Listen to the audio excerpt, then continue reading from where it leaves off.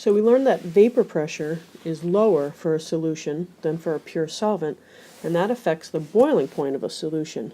So we're going to talk about boiling point elevation. And that says that the boiling point of a solution is higher than the boiling point of a pure solvent. So let's start by redefining boiling point, because it's been a while. This is when this temperature at which the vapor pressure is equal to the external pressure. Okay? So the vapor pressure exerted by all of these water molecules is just equal to whatever the external or atmospheric pressure is. Well, you can see for pure water, because there's so many more vapor molecules, the vapor pressure equals the external pressure sort of sooner at a lower temperature. So the boiling is going to occur at a regular kind of low temperature. Okay? Now in the case of a solution, since there's so little vapor present, the vapor pressure doesn't equal the external pressure, so we have to do something to increase the vapor pressure.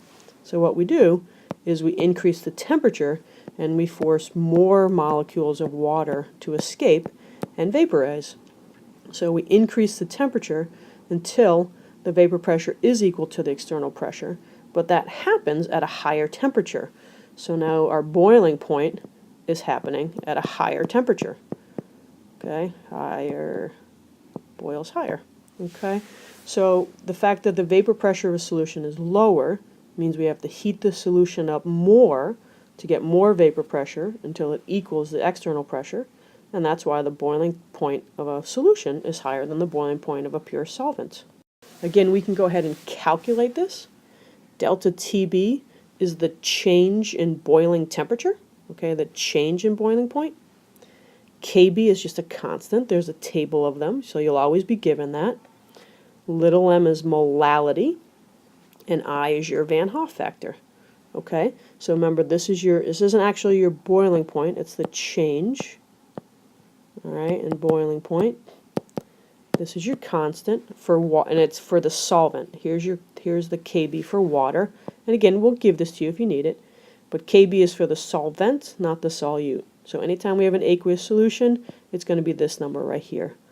Again, molality, right, moles per kilogram of solvent, and I is your Van Hoff factor. So let's see if we can go ahead and calculate a boiling point using that equation. So what's the boiling point of a solution? That's made by dissolving 34.5 grams of calcium chloride in 500 grams of water. So we're going to need the molality here, right? So we know that delta TB is KB times little m times I. So let's find the moles of calcium chloride first. 34.5 grams of calcium chloride. Okay, so we'll change grams to moles, right? Calcium chloride is CaCl2. So your molar mass is 110.98.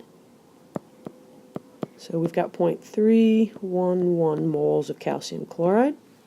And your molality, right, moles per kilogram of solvent, so 0.311 moles divided by the kilograms of solvent, so 500 grams is 0.5 kilograms. So your molality is 0.622 molal. Okay, and then we go ahead and plug into our equation. Delta TB is KB, which is 0.512. Remember, it'll be given to you. Times 0.622, and then I. What's I going to be for calcium chloride? Well, it's going to make a calcium and 2 chloride, so I is going to be 3. So we'll put a 3 there. So this is going to come out to be 0.955 degrees Celsius. But that's not our answer yet. Okay, that's the change in boiling point. So what's the boiling point?